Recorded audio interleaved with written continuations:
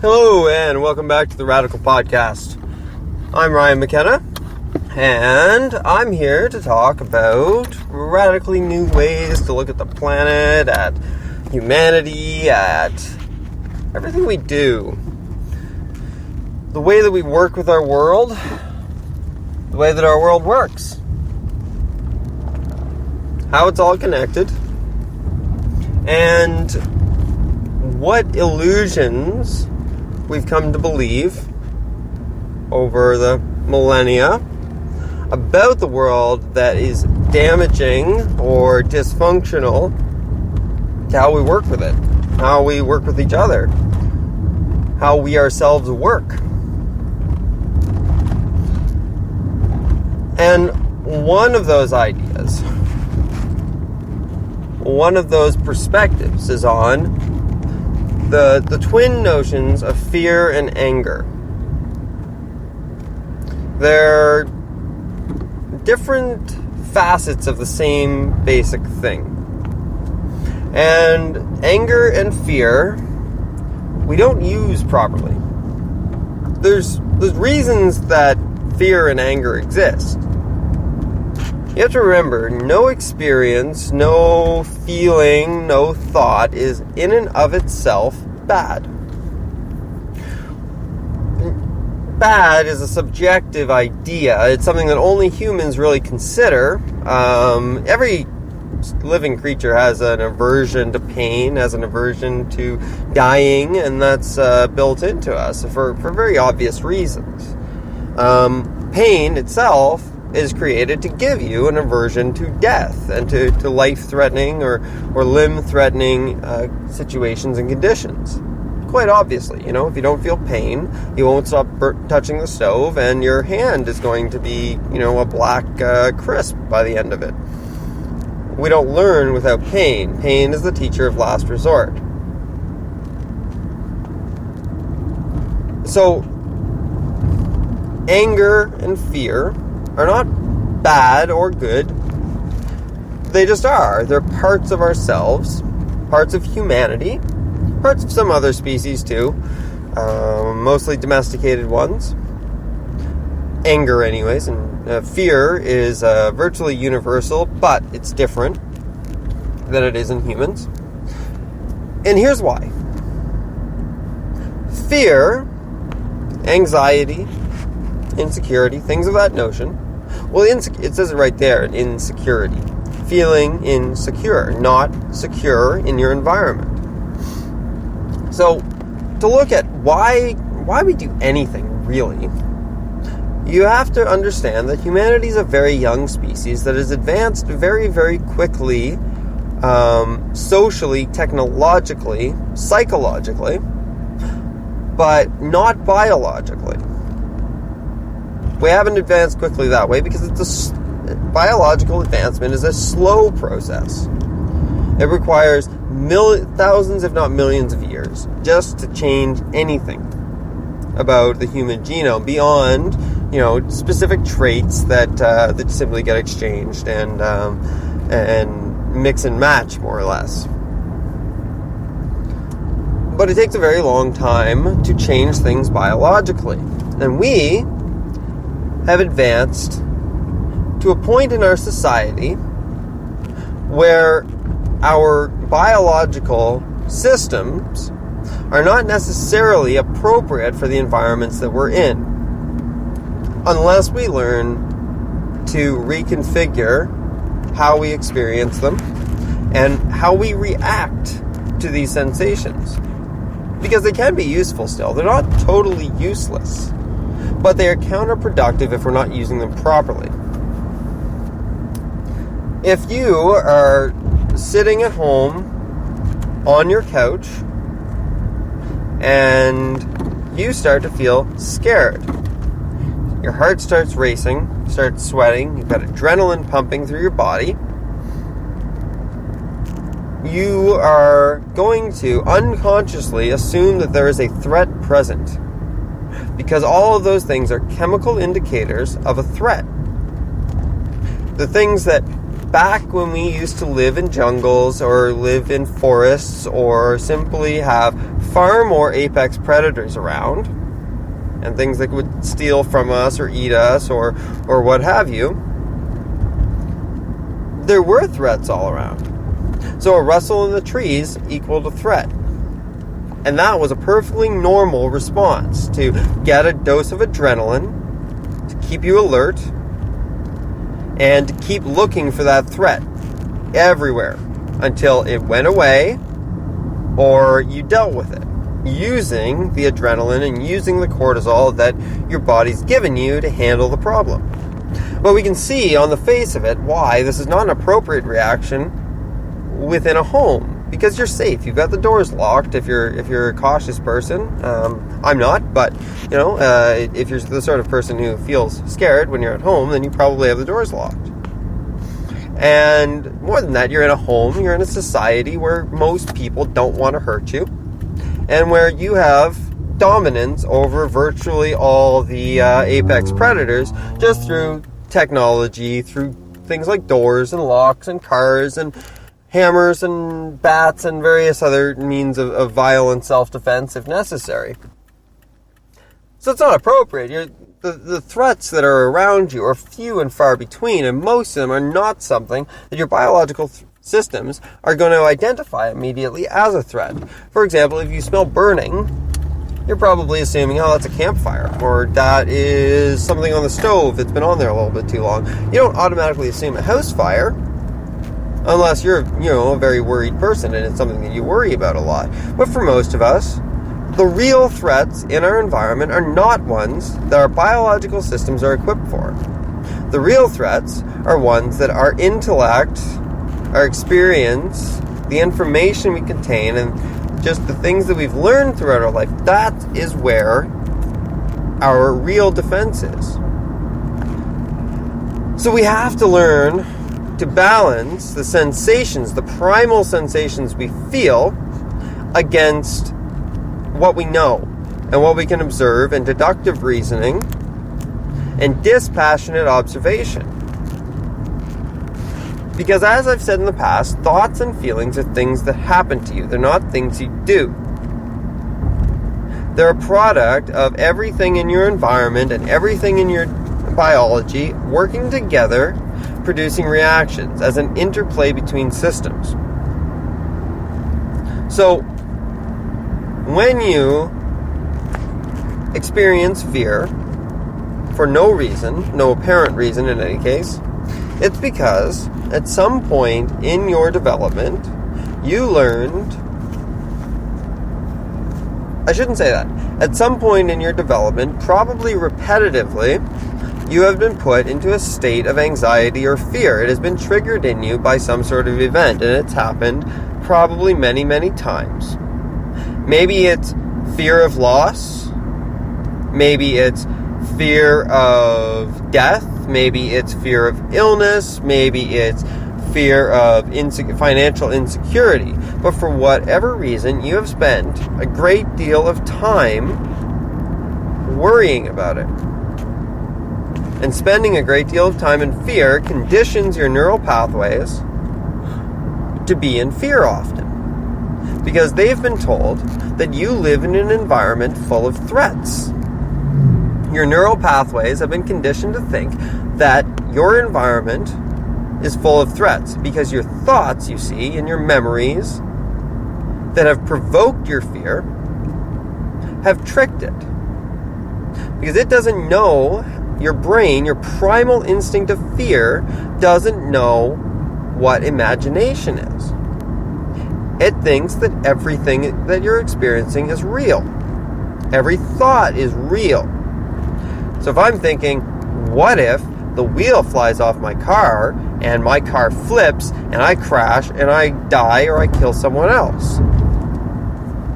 Yes, it's a possibility, but it's all in my imagination. It's a very slim possibility. A lot of this is because we don't really think in terms of probabilities, we think in terms of possibilities. And there are many, many horrible possibilities in this world. There is no doubt of that. But if they're not happening right now, or if there's not any indication from your environment in the immediate sense that something horrible is going to happen, then everything is all based purely on imagination. So if your imagination is triggering on a regular basis thoughts of fear or thoughts of anger, then what you're doing is you're conditioning the neural pathways in your brain as that is happening to respond more frequently to your environment as though it's full of threats. Now you can see this especially, there's a lot of, I'm not going to say just males, because it happens to females too, but you see it at things like bars and clubs. Males, especially who've grown up with scarcity in their lives. Maybe they were in a single parent home, or maybe things were simply really, really short. Maybe they had an abusive parent. That comes a lot with poverty, as you might imagine, because poverty is a state that convinces, through these sort of fears and anxieties and worries, convinces people that they are in a threat environment all the time.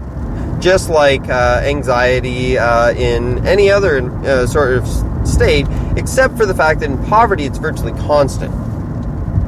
It's virtually constant that someone in your home is stressed out about money. It's virtually constant that you can't have the things that you need or want. And that puts stress, psychological stress on you, especially if your society is telling you that you need those things, to be happy or to be fulfilled. Like a car or a phone or whatever. So with these, I'm going to say typically males, because males have the testosterone. Remember, we're talking about body chemistry. So when we're talking about body chemistry, and we talk about men and women, we have to be honest, There are biological differences between men and women. It's not an extreme difference, but it's one that has definite physical differences. If a man gets too much testosterone, he starts to grow breasts, and we know that's not supposed to happen. It's a biological difference that's supposed to be there.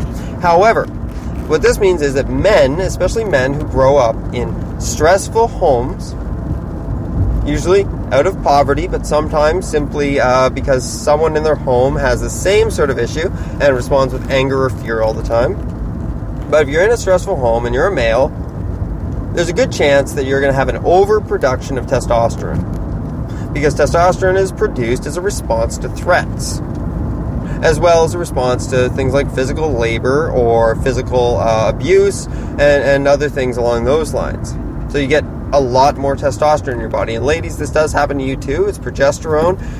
If you're in a stressful environment, you not only get the cortisol, you get the adrenaline, but you also get more progesterone, which is going to, especially if it's happening to you as a child, it's going to have some impacts. Men will tend to be more muscular, whereas women will also tend to be more muscular. You understand? It works the same in both bodies. You're just supposed to have a different balance of it. Anyways, so if you go to a bar or a club, and you will inevitably, at some point in the night, especially if you're a bouncer or you're just watching as a sober, fly-on-the-wall individual, you will see a male try to fight another male. It is almost guaranteed in a drinking establishment on a busy night. Some male will try to fight another male, usually over a female, but maybe it's just because the guy looked at him the wrong way and he's been drinking. Alright, so anger, as we can see, works the same way as fear in the sense that it's a reaction to a perceived threat in your environment. Maybe it's a threat to you procreating. And just since we're talking about bars, I just want to make a little observation. The observation is this. What you do when you go into a bar or a club or any place where you have alcohol along with bright lights and loud music, not bright lights,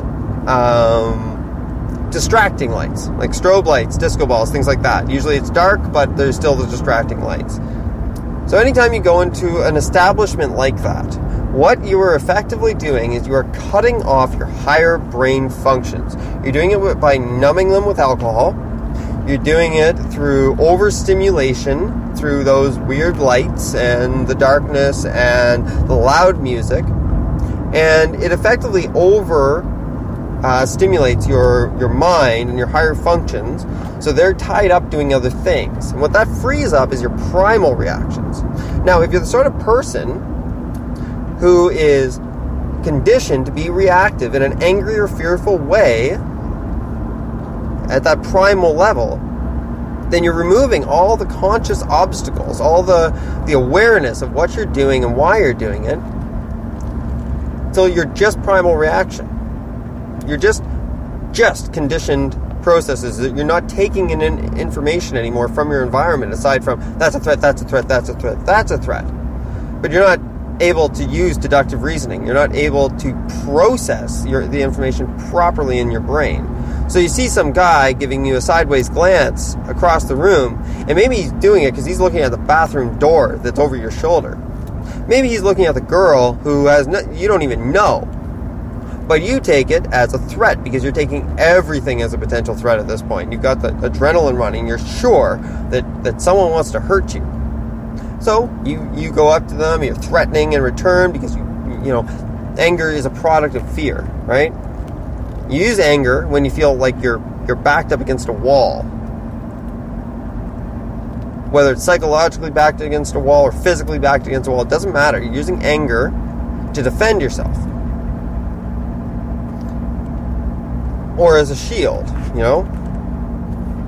So if you detect something as a threat, you want them to think that you're the threat, not them, because that neutralizes it. But when you're in a bar, you're in an environment with a whole bunch of effectively the same sort of people. I'm not saying you all are all the same, but when you strip away the higher brain functions using alcohol, then what you get is just a whole bunch of primal behavior, and that is all the same. It boils down to your basic instincts. Mate, fight, eat, sleep. Those are your priorities. Not necessarily in that order. So if you lose your chance to mate for the night, you go to eat. Or you go to fight. Someone like me, I grew up in a very secure home. I'm very lucky in that way. I never felt threatened. Not by my parents, not by, my environment, not by, my circumstances. And I was very, very lucky in that way. I had many friends who weren't as lucky. And I could see the difference in them. I could see the stressful household, I could see households that were well off financially, and they had someone who screamed all the time, and you could see it in the kids. You can see it in their reactions in the schoolyard. You could see that they were very, very quick to take offense or to perceive things as threats. So the point of all of this is that we're just talking about neural conditioning here, I'm not talking about who you are, because who you are, as I've discussed previously, has absolutely nothing to do with your ego. It has nothing to do with your perception of your own identity. Who you are is who you are right this second, right now, and now, and now, and now, and now, and now. It's not who you think you were, and it's not the person you want to be. Not the person you're afraid you're going to be, and it's not the person that you worry other people think you are. That's not who you are. That's just ego. That's just a story about you. Who you are is where you are and what you're doing and your integration to the whole. You are everything focused in one moment in one place. You are attention to what is happening.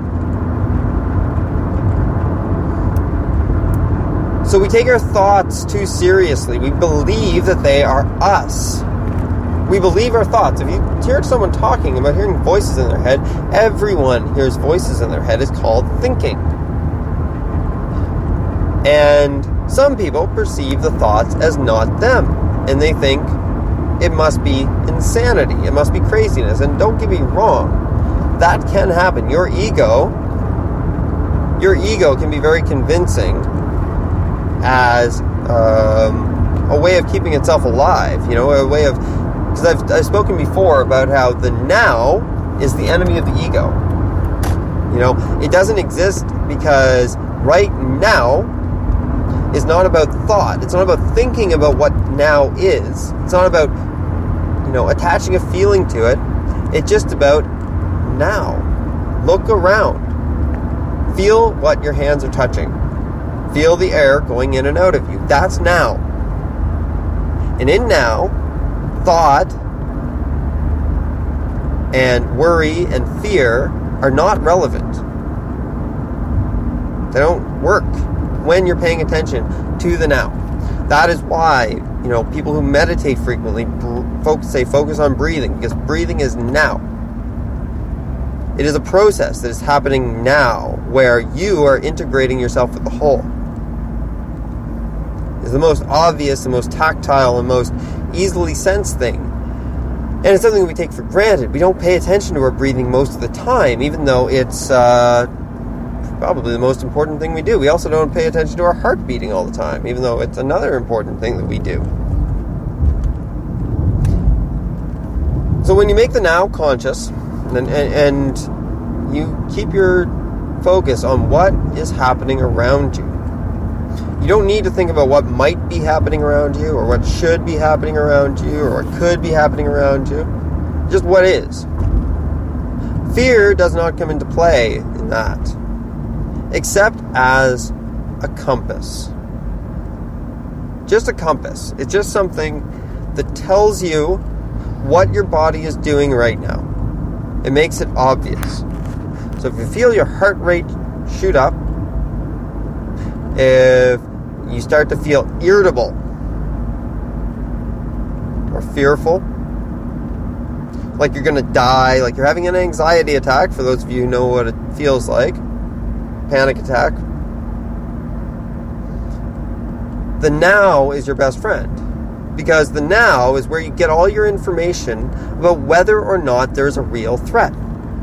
You see, fear can tell you things. It's information. Your body's giving you information, and it's giving you the chemicals you need to do something. Okay? So, if you get that sensation, go for a run. Your body's giving you energy to do something with. So go use it. Exert it.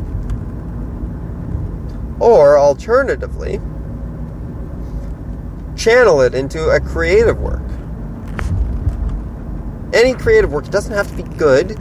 You don't have to like it at the end of it, but create something. It doesn't matter what it is. Go make a coffee table if you're a carpenter. Go and paint a picture if you're a painter. Go and write something down if you're a writer. Or go make food. Do something with your energy. Because it's just building there, and it's going in a loop. You wind up in loops of thoughts designed to perpetuate this, because your body doesn't know how to make sense of it being in threat condition, but there being no threat. It only wants to figure out what the threat is, so it'll keep going in circles, thinking about everything in your past that's ever been bad, and everything that could happen in the future that's ever, that could ruin your life, or all the possible threats in your life. But your body's not responding to that. It's responding to conditioning. It's not responding to some abstract idea that you have of the future. It's responding to the notion that something might be wrong, because it's used to things being wrong. Especially in certain situations. If you spend a lot of time sitting around worrying about things in your house, then your house is going to be the environment that triggers worry. If you spend a lot of time on the bus thinking about things that cause you stress or make you angry, then every time you get on the bus, you're going to feel that way. Because we connect environment to sensation and to feeling and to thought. Everything associates itself with particular environmental triggers. So the best thing that we can do in these moments is redirect. Just redirect ourselves. Right now, I have a dog, and, a lot of you might get offended in being compared to a dog. But I want you to remember that the brain is just gray matter. I'm not saying all we are is physical matter. Don't get me wrong. I've explained before that everything is waves, but the material universe we live in right now is the one that we have. It's the one we have to work with. We can't imagine ourselves just to be beings of light, because that is not what we're working with. It is on a level of energy. When you're picturing energy in your body, when you're feeling a flow, when you're feeling information processing through you, when you're eating the right food, all of these things are energy that's going through you. Whether it's light energy, sound energy, it doesn't matter. It's all going through you, and that is where the beings of energy thing really is. It's where it really is. Don't imagine yourself to be aliens wearing a human skin that you're going to shed at some point and rise into the sky. It's not going to happen. That's not the reality we live in. There's no evidence to support that. Until there is, it's fantasy. And it's just certain things that certain people want to do to feel like they're the ascended ones, and everyone else is just a lowly, unevolved human. The truth is, we're all the same. All life forms on this planet, especially all mammals, are very, very, very much alike. Now, when I talk about the brain of the dog, like my dog is smart, she's pretty, she's got tons of energy, but she's got some pit bull in her. And because of that, she has a fixation. And because they were bred to be hunting dogs and to be guard dogs and defense dogs and to have levels of aggression, she has a very pronounced cortisol and adrenaline response. We also rescued her when she was almost a year old. So she had spent a lot of time being stressed and having to use self-defense, have anxiety, all of these things. And to her, those were helpful. Those worked to protect her. They were appropriate to the environment. But now she's in a home, a loving home, and she knows that. She's good with my son, good with the cats, good with my wife. But if she sees a strange dog, her conditioning tells her that's a threat. And she will go for it in a heartbeat. So I have to train her. I have to train her to recognize that, first of all, she doesn't need to look out for threats. I look out for the threats because I have a longer perspective. I have a longer view of what's going on. She might recognize there's another animal around, but I can make the determination about whether or not that animal is a threat to us. And I'll deal with it. She doesn't have to deal with it. But it's conditioning, she has that response. It's hard to break. You have to be repetitive. You have to be consistent. And what you're doing is you're changing the neural pathways. You're reprogramming. You're changing the associations and the conditioning so that she recognizes that she is safe. You redirect, And you can do the same thing with yourself by creating new habits. I think someone said that creating new habits takes something like 4 weeks, or perhaps it's longer, but it's somewhere in that range. And it just requires persistence and consistency, and if it makes sense, if what you're doing makes sense, if it's going to affect your life, and if it continues to make sense, if it doesn't, if you don't see gaping holes or have a huge amount of doubt about what you're doing, then changing habits will happen as a result of what you know and what you've experienced and what you've learned. I learned that alcohol does not work for me. My body does not have the ability to process it in a functional way as some people's does. Now, it's toxic to everyone, but depending on your biology, different people can process alcohol differently. I don't process it well, and I found out that the correlation to that, the flip side of that is I don't process sugar very well, refined sugar. Because I know that, and because I can feel, the effect of sugar when I eat it now, whether it's, suggestion or confirmation bias or not, my habits are changing. Because it makes sense. It makes sense to go for the almonds right now instead of the pastries. It doesn't make sense for everyone, but it makes sense for me and my chemistry. So we change our habits. So if you have fear a lot, or if you find yourself getting angry a lot, or if you know people who are getting angry a lot, you have to recognize that that's a product of a lifetime of stress, a lifetime of feeling insecure, feeling unsafe, and that it's primal. It's something that they legitimately don't have any control over. Now, I've talked about free will in my very first episode. I stand by that. That free will, as we consider it in our modern society, is it doesn't make sense. It doesn't make any sense that each of us are out there exerting our autonomous will on the universe when we know it's an interconnected universe, when we know it's all one. I mean, it's on the face of it interconnected. I've talked about that in previous episodes. I'll talk to you about it in almost every episode, because it's just everything's connected. So of course I'm going to represent that by connecting every episode to almost every other episode somehow. And usually it'll have something to do with the nature of consciousness. But in this case, what I'm talking about is not only how you regard fear and anger in yourself, but how you see it in other people. Because how we see fear and anger in other people changes how we respond to it. If we can recognize that it's a conditioned response, that it's because of repetition over their lives, and it's a habit that can be broken, then we can work on that as the solution. But when we start labeling people who are fearful as cowards, or who are angry as assholes or bitches or some other slur, then we don't do anything to solve the problem, because you're only confirming to that person that you're a threat to them, because you're attacking them, whether it's verbally, physically, or otherwise. If police come along and they arrest that person, then that's going to confirm to them that everyone's a threat to them, that society's against them, and that what they're doing makes sense because they need to protect themselves.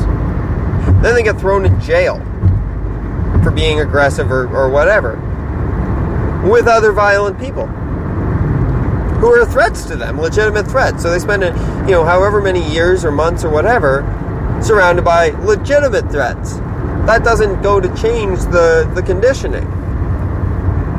You can really see why anyone getting out of jail is going to immediately continue on with being aggressive, angry, because they've been conditioned to be overly aggressive and angry the entire time that they were in prison. We didn't rehabilitate them. We didn't even really punish them. We just put them in a different environment that only served to make their problems worse. So you can see how we have to start to recognize where all of this stuff comes from. Instead of taking it personally when someone yells at you or screams at you, recognize that where that's coming from. Recognize that you responding in terms of stress or anger only compounds the problem, not only for you, but for the next person that has to deal with that person. You're only escalating the issue, bringing them further and further towards a melting point. What you have to do is you have to see yourself in them. Recognize that if you had grown up in the same conditions, you'd probably be the same way. It is only because of chance or because of the experience that the universe wanted to experience through you that you are who you are. It does not make you superior in any way, shape, or form, because you had no choice in it, and neither did they. You just have a different perspective. That's all. Your lens has been etched differently because different things have come along and scratched into it. Different things have come along and sanded it down for you so that you can see farther or closer or whatever. We have to stop blaming people. And we have to start seeing anger and fear within us for what it is, so that it can be useful. Because anger and fear can be useful so long as we see them as a tool like a compass, just to tell us what might be going on around us, what's going on within us.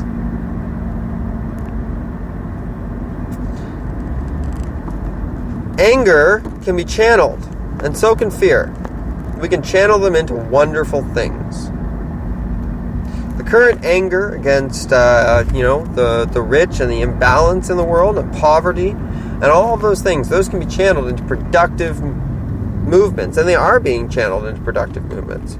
You can be angry and you can go punch someone. You can be angry and you can go cry for bombs to be dropped or walls to be built or anything like that, and you can be fearful and do the same thing. Or you can be angry and you can try to fix it. You can let that anger and that disappointment and that sense of rage in you at the way that the world works, or at your job, or your partnership, or whatever. You can take that anger and you can use that as the energy to propel you through what you need to do to fix it. Whether it's organizing protests and rallies and screaming at the top of your lungs, or whether it's gritting your teeth and going and taking out the garbage like your wife asked you to 1,000 times, or going up to your boss and using that anger not to expel anger at them, but to demonstrate passion and caring about the subject, about what you're talking about. Because if you recognize anger for what it is, if you recognize it as a response to a threat that isn't there most of the time, it is not immediately present, it's not in front of you. You can't unleash that anger on the threat because it's not there. It's not going to help you. You can't use anger to defend yourself from it because anger is only going to exacerbate whatever problem it is you're focusing on. It's only useful to you to tell you what's happening within you. You can experience your feelings without projecting them outwardly. You can channel your feelings by putting them in once again to a work of art. Take them out on a boxing bag, punching bag. You can get into a sport. You can do anything to channel that energy. So long as you recognize that nobody around you deserves the brunt of it. It's not them. It's not their experience. It's your experience. It's not for them. The fear isn't for them. The anger isn't for them. And it's not going to help. If you're on the receiving end of anger or fear, of course the first step is to remove yourself from anger. But if you legitimately want to help the person break that conditioning, then you have to help them redirect it. You have to find out what thoughts, what feelings, what situations provoke it, and then try to change those reactions. It's all just conditioning. It's all just repetition over time. The longer you are in a situation that makes you feel safe and that you recognize makes you feel safe, the more your brain will stop reacting like that. The more you recognize you're basically okay all the time, even when there's a crisis. As long as you're still there, it's okay. You can deal with it. There are opportunities in every problem. You can only see the opportunities, though, if you're looking for them. If you're looking for the problem, if you're looking for the threat, then you're not looking for the opportunities. You're not looking for solutions to the problem. That is where it leads you astray. That's where fear and anger take you away. Because they have you looking for something that isn't there instead of looking for what is there. And there's always a solution. It might not be a pretty solution. It might not be the one that you would most like to have, but there is always one available. But you can only start to look at it when you're not clouded by anger or fear. You can only start to look at it when you're looking at things as they are, not as a product of the illusions that your mind creates. See, humans have evolved the ability to imagine. We have a forebrain that allows it. It allows for spatial reasoning. It allows us to compose music. Think of things that didn't exist before. Create them. Very few creatures on this planet have that ability. At least the ability to manifest it using the hands that we have, and the eyes that we have, and the mouths that we have, and the vocal range, and everything. But we haven't learned to balance our primal sides and our evolved sides. We haven't learned to balance our imagination and our logic. So our imagination is great, because if we are in a situation that is legitimately threatening and we're able to stay calm, then we can look around in that situation right away and we can imagine different ways that it could be stopped or changed or adjusted to make us more secure. But in most human situations, unless you literally go out in the woods by yourself, responding in a fearful, adrenaline-charged way will make most situations worse. That's why militaries and emergency response drill and drill and drill all the time. That's why they practice and practice and practice, so that when the alarms go off and when the adrenaline and the cortisol starts flowing, it's already conditioned in you that you respond by running towards the threat and try to look for ways to solve it. It's conditioning. It's repetition. It's a way of overcoming those primal urges. The primal urge, when you see a fire, is to go the other direction. It's not a battle you can win. It's only a battle you can run away from. It's fight or flight, right? That's your choice, fight or flight. And that's the basis of fear and anger, fight and flight. Fight is anger, flight is fear. Doesn't work in modern society in most places, like I said, unless you go in the wild, in which case it will absolutely serve you. That's why when we walk through forests, most people get a bit of a spooky feeling. Because we're supposed to. Because there are threats in the forest. Most of them are pretty well controlled by us, but they're still there. Forests are wild places, and wild should be a little bit scary. It should put you a little bit on edge. You should be paying attention. You should be hypersensitive to sounds and sights and things like that, because that is your indication, that is your barometer of what threats are around. It's how we survived to create this civilization over the years. But when we're in a city, unless you're walking down a dark street at night, and even then, fear or anger is not going to help you. Only careful observation and deductive reasoning will. And we're not using our fight or flight the way we should. It can still be useful to us. It can still provide energy for the things that we need to do, and we can see that in every athlete, every great painter. They're all propelled by their most base emotions. The ones that take over their bodies. It's what compels them to do what they do.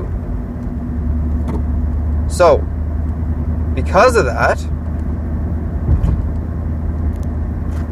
we know that it is possible to redirect these impulses. It's harder the older you get, because the more repetition, harder the habit is to break.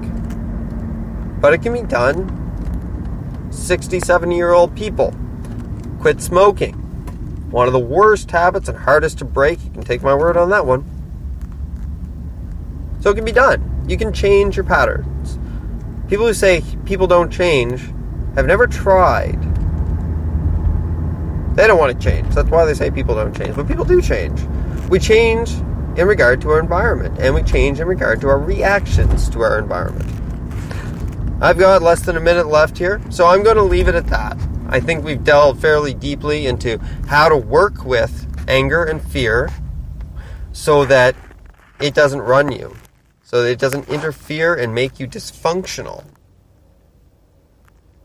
so that it doesn't interfere with other people, so that other people's anger and fear doesn't affect you as much, because you know they can't control it. You know it's conditioned. You know that all they need is reinforcement of the good and correction of the bad, and that will happen if we work with it. I'll be back later for another episode of the Radical Podcast. Thanks for listening. Keep keep having the conversation in your neighborhoods, homes, and communities and workplaces. Radically yours, I'm Ryan McKenna. Have a great day.